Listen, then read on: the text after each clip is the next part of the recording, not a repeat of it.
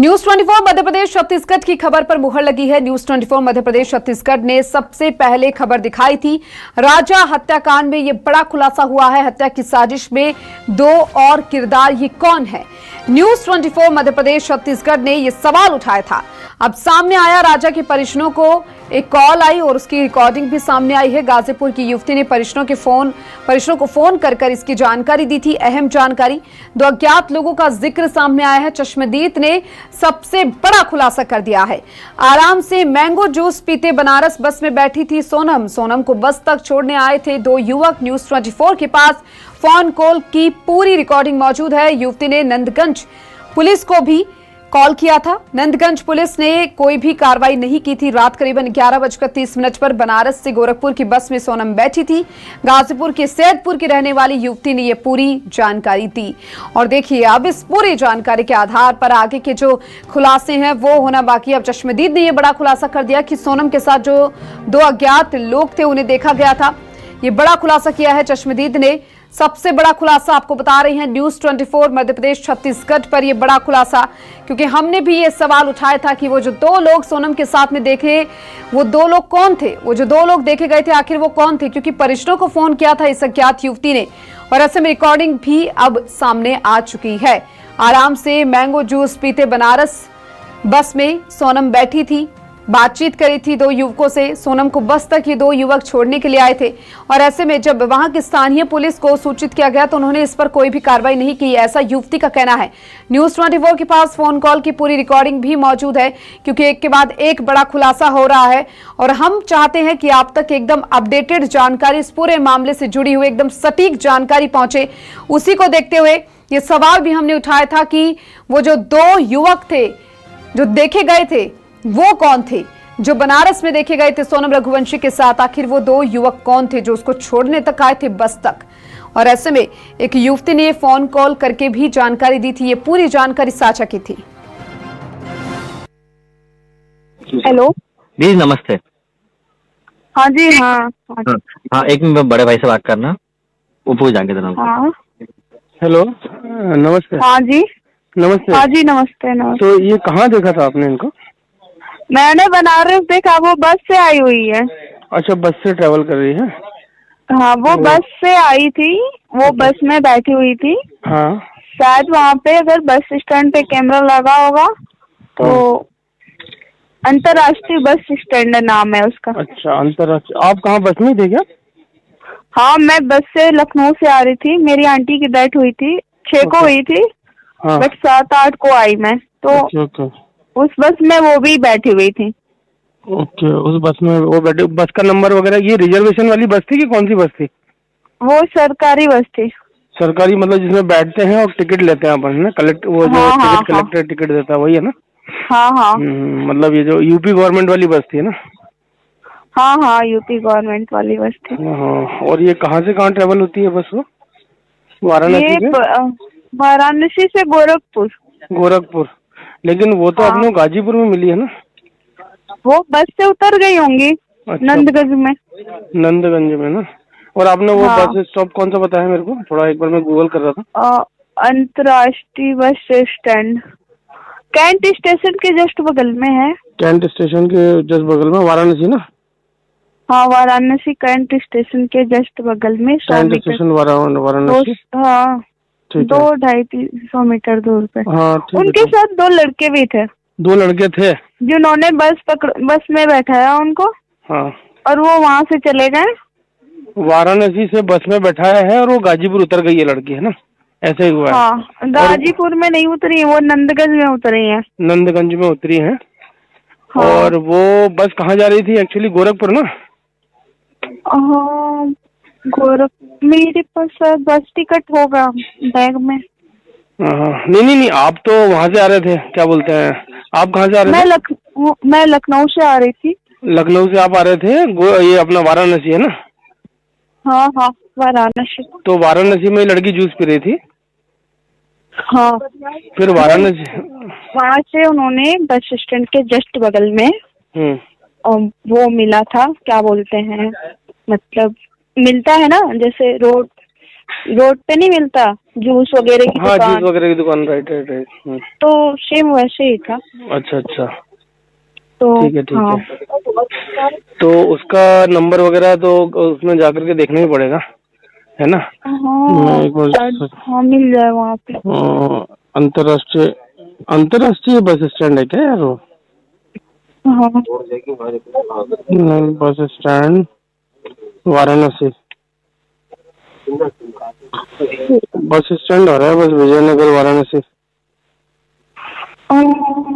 International bus station, अंतर्राष्ट्रीय। Singh bus survey, UPSRTC, ISBT, UPSRTC ISBT तो नहीं? पता बस स्टैंड है वो। ओके, 6 नंबर पे बस खड़ी थी। 6 नंबर बस खड़ी थी। और वो लड़की बस से, 2 लड़के भी थे, पतले पतले छोटे छोटे लड़के थे क्या? तो नहीं, वो एक जीन्स पहना हुआ था। अच्छा, अगर आपको फोटो भेजे तो लड़कों को पहचान लोगे आप? या जो अब मीडिया में चल रहे हैं वो लड़के तो नहीं थे? और नहीं, आप मुझे एक बार प्लीज फोटोज भेज दीजिए। हाँ मैं फोटो भेज रहा हूँ आपको, है ना? हाँ जी। और चलिए इसी पर ज्यादा जानकारी के लिए हमारे साथ हमारे संवाददाता हेमंत शर्मा जुड़ चुके हैं, उनका रुख करेंगे। हेमंत, देखिए कॉल रिकॉर्डिंग तो सामने आ चुकी है। राजा के भाई से जब उस अज्ञात युवती की बात होती है तो वो साफ कहती हुई नजर आती है कि सोनम थी और उसके साथ में 2 अज्ञात युवक भी थे, लेकिन ये युवक कौन थे इस पर अभी तक भी पर्दा है। हेमंत, देखिए, बिल्कुल न्यूज़ 24 मध्य प्रदेश छत्तीसगढ़ ने ही सबसे पहले इस खबर को ब्रेक किया था और सबसे पहले ये बताया था कि वो 2 युवक कौन थे जो बनारस में सोनम के साथ में नजर आए थे। और अब सोनम के साथ में जो युवक नजर आए थे उनकी जानकारी जिस युवती ने दी है उसकी रिकॉर्डिंग भी सामने आ गई है, जो मेरे साथ में मौजूद है अभी। राजा के भाई सचिन जो है वो मेरे साथ में मौजूद है, उन्हीं से बात कर लेते हैं क्योंकि उन्हीं ने बातचीत की थी। आपने बातचीत की है, जो लड़की का फ़ोन आया था उस लड़की ने जो बताया, उन लड़कों की कोई जानकारी अब तक पता चल पाई है? अभी तक कोई भी जानकारी उनकी आई नहीं है। और जिस तरह से ये लड़की का माइंड चल रहा है, इससे उसकी हिम्मत देखो कि 14 दिन में लेके गई है ना, कि वहाँ बनारस से बस में बैठी, बनारस से गाजीपुर की बस में बैठ के जा भी रही थी ना।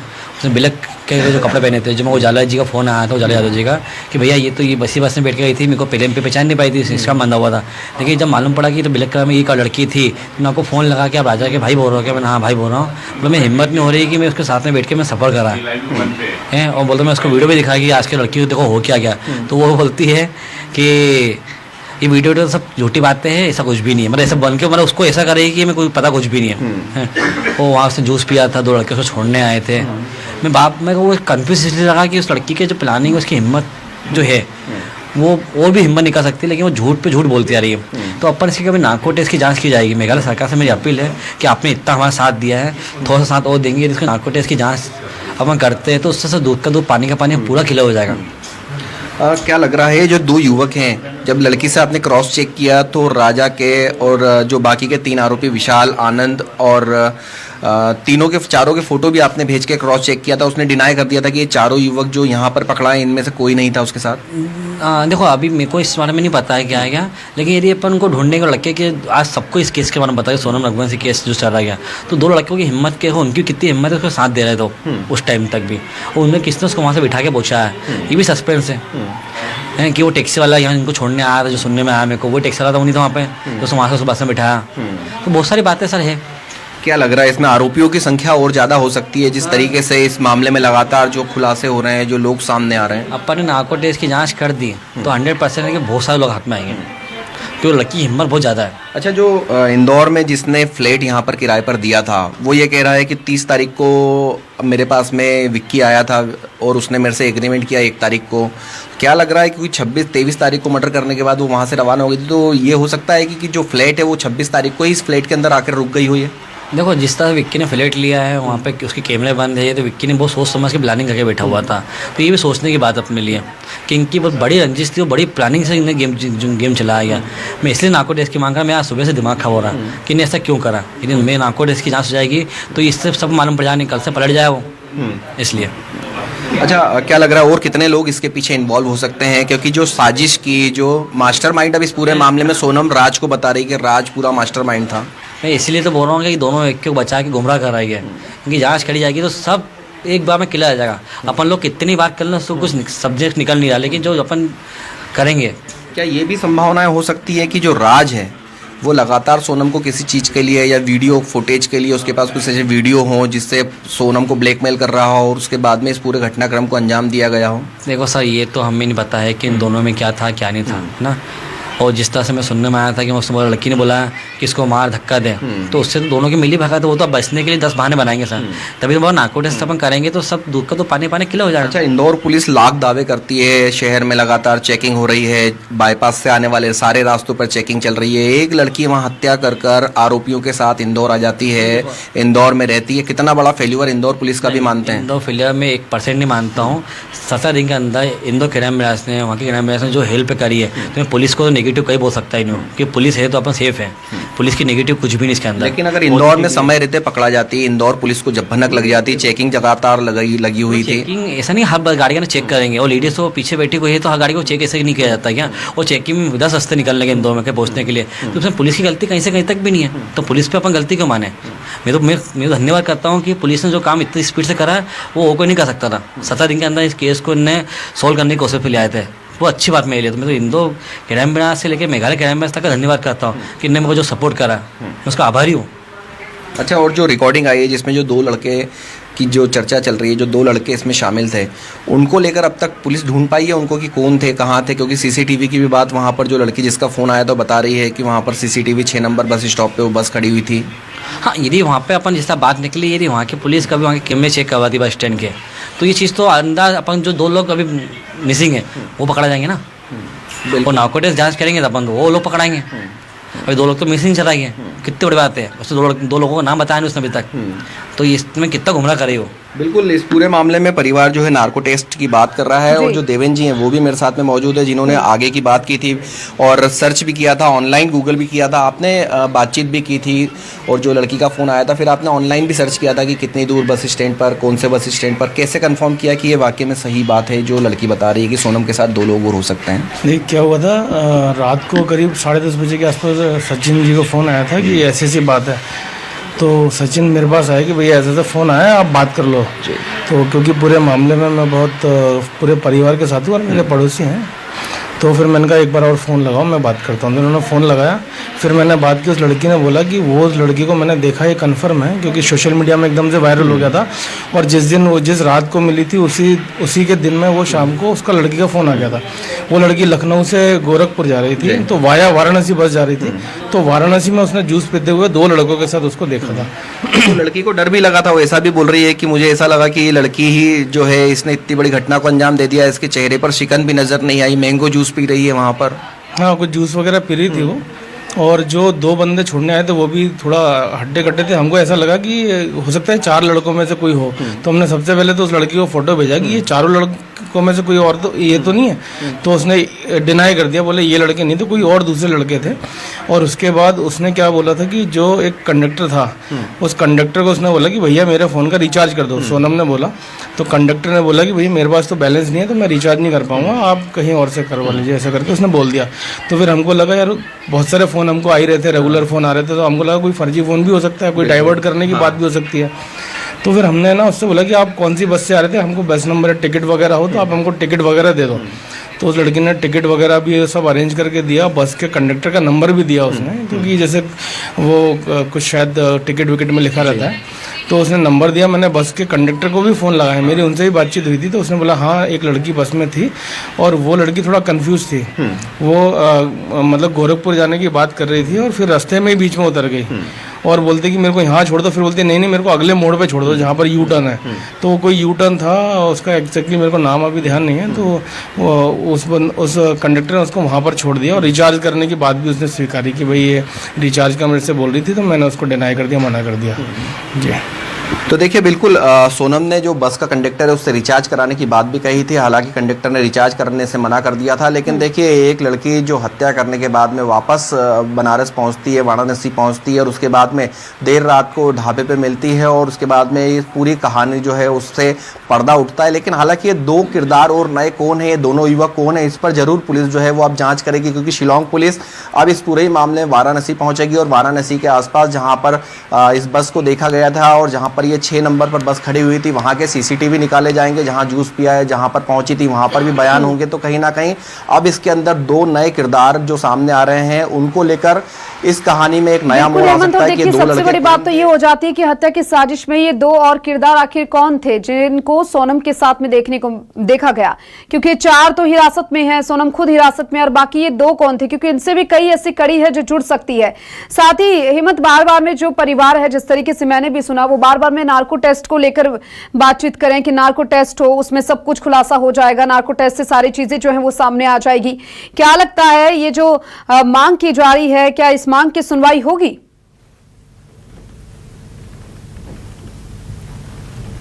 ये तो शिलांग पुलिस पर निर्भर करता है कि क्या शिलांग पुलिस अब नार्को टैक्स के लिए तैयार होती है या नहीं होती है, ये देखना होगा। क्योंकि जिस तरीके से जो परिवार है राजा का वो निवेदन कर रहा है, क्योंकि इसके अंदर पल पल नए अपडेट जो है वो आ रहे हैं।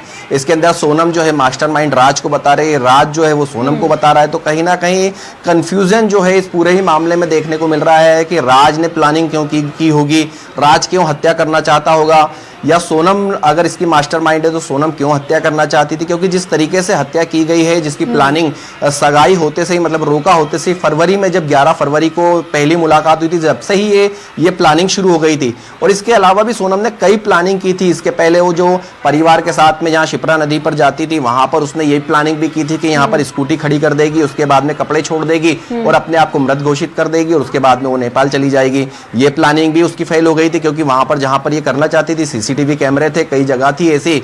उसके बाद दूसरी उसने प्लानिंग की कि जिस तरीके से वो किसी लड़की को स्कूटी के साथ में ले जाएगी और उसकी हत्या कर कर उसको जला देगी और वो खत्म कर देगी, उसमें भी उसके फंसने के चांसेस पूरे थे। और इस बीच जैसे जैसे वो प्लानिंग कर रही थी, वैसे वैसे ही लगातार जो कड़ी है वो जुड़ती जा रही थी। और जो समय है शादी का वो पास आता जा रहा था। ऐसे में 11 मई का वो समय पास आ गया जिस दिन उसको राजा से शादी करनी थी। राजा से शादी करने के बाद फिर उसने आखिरी में यही निर्णय लिया है कि राजा की हत्या करने के बाद में वो वहां से चली जाएगी। ठीक है, ये तो बात हो गई कि सोनम रघुवंशी को लेकर ये जो है बार बार में ये सब चीजें सामने आ रही है, और राजा रघुवंशी के जो भाई है वो भी लगातार कह रहे हैं कि अब जो है इस पूरे मामले में खुलासा होना ही चाहिए, और पुलिस पर भी उन्हें पूरा भरोसा है जिस तरीके से आपने बातचीत की और सामने आया। लेकिन राज कुशवाहा की बात करें, उनकी फैमिली का अभी तक क्या कुछ स्टैंड बना हुआ है? क्योंकि ये दोनों एक दूसरे के ऊपर आरोप लगा रहे हैं कि सोनम कह रही है कि राज मास्टरमाइंड था, राज कह रहा है कि सोनम मास्टरमाइंड थी। लेकिन जो राज कुशवाहा की फैमिली है वो क्या कुछ स्टैंड इस पर रखे हुए इस पूरे मामले पर? क्योंकि सोनम के जो भाई है गोविंद, वो तो पूरी तरह से क्लियर हो चुके हैं कि अगर मेरी बहन ने ये सब कुछ किया है तो उसे सजाए मौत मिले। लेकिन राज की फैमिली की तरफ से क्या कुछ स्टैंड देखने को मिल रहा है फिलहाल?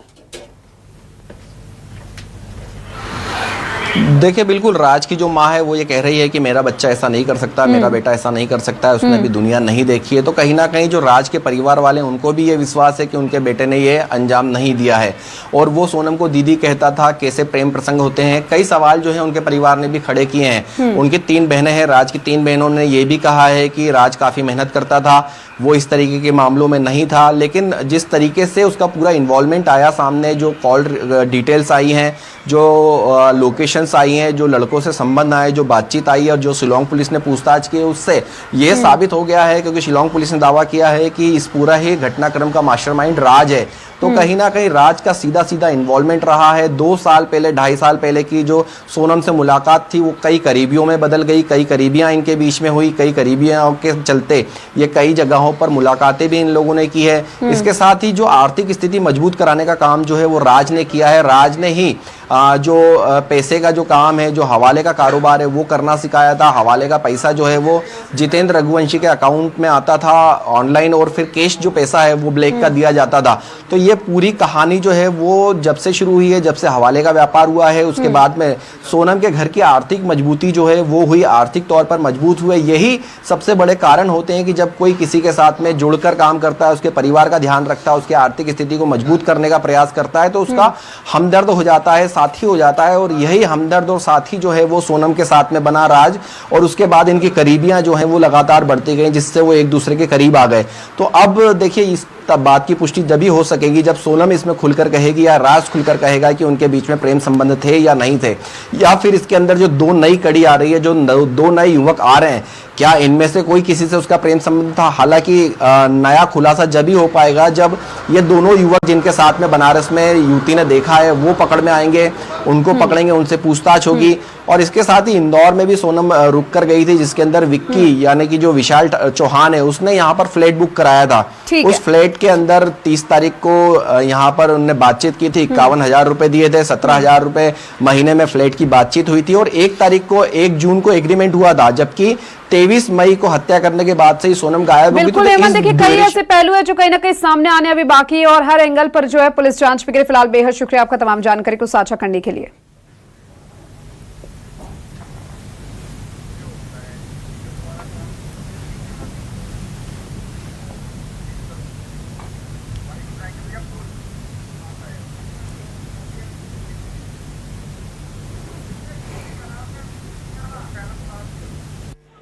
हाँ जी, हाँ हाँ एक मिनट बड़े भाई से बात करना, वो पूछ जाएंगे जनाब। हाँ हेलो, नमस्ते। हाँ जी, नमस्ते। हाँ जी, नमस्ते नमस्ते। तो ये कहाँ देखा था आपने इनको? मैंने बनारस देखा, वो बस से आई हुई है। अच्छा, बस से ट्रेवल कर रही है? हाँ, वो बस से आई थी, वो बस में बैठी हुई थी। हाँ। शायद वहाँ पे अगर बस स्टैंड पे कैमरा लगा होगा तो अंतर्राष्ट्रीय बस स्टैंड नाम है उसका। अच्छा, अंतर्राष्ट्रीय। आप कहाँ बस में थे क्या? हाँ, मैं बस से लखनऊ से आ रही थी, मेरी आंटी की डेथ हुई थी, 6 को हुई थी। हाँ। बट 7-8 को आई मैं, तो ओके। उस बस में वो भी बैठी हुई थी। ओके, उस बस में वो बैठे। बस का नंबर वगैरह, ये रिजर्वेशन वाली बस थी कि कौन सी बस थी? वो सरकारी बस थी। सरकारी मतलब जिसमें बैठते हैं और टिकट लेते हैं अपन, ना कलेक्ट, वो जो टिकट कलेक्टर टिकट देता है वही है ना? हाँ हाँ। मतलब ये जो यूपी गवर्नमेंट वाली बस थी ना? हाँ हाँ, यूपी गवर्नमेंट वाली बस थी। हाँ। और ये कहाँ से कहाँ ट्रेवल होती है बस? वो वाराणसी से? वाराणसी से गोरखपुर। लेकिन वो तो अपने गाजीपुर में मिली है ना? वो बस से उतर गई होंगी। अच्छा। नंदगंज में। नंदगंज में ना? और आपने वो बस स्टॉप कौन सा बताया मेरे को? थोड़ा एक बार मैं गूगल कर रहा था। अंतर्राष्ट्रीय बस स्टैंड कैंट स्टेशन के जस्ट बगल में है। कैंट स्टेशन के जस्ट बगल में, वाराणसी ना? हाँ, वाराणसी कैंट स्टेशन के जस्ट बगल में। Cantt station Varanasi. हाँ, 200-250 मीटर दूर पे। हाँ, उनके साथ 2 लड़के भी थे। 2 लड़के थे जिन्होंने बस में बैठाया उनको। हाँ। और वो वहाँ से चले गए। वाराणसी से बस में बैठाया है और वो गाजीपुर उतर गई है लड़की, है ना? ऐसे ही हुआ है। हाँ, गाजीपुर में नहीं उतरी, वो नंदगंज में उतरी है। नंदगंज में उतरी है। पता बस स्टैंड है वो। ओके।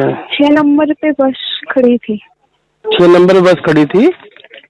और वो लड़की बस से, 2 लड़के भी थे, पतले पतले छोटे छोटे लड़के थे क्या? तो नहीं, वो एक जीन्स पहना हुआ था। अच्छा, अगर आपको फोटो भेजे तो लड़कों को पहचान लोगे आप?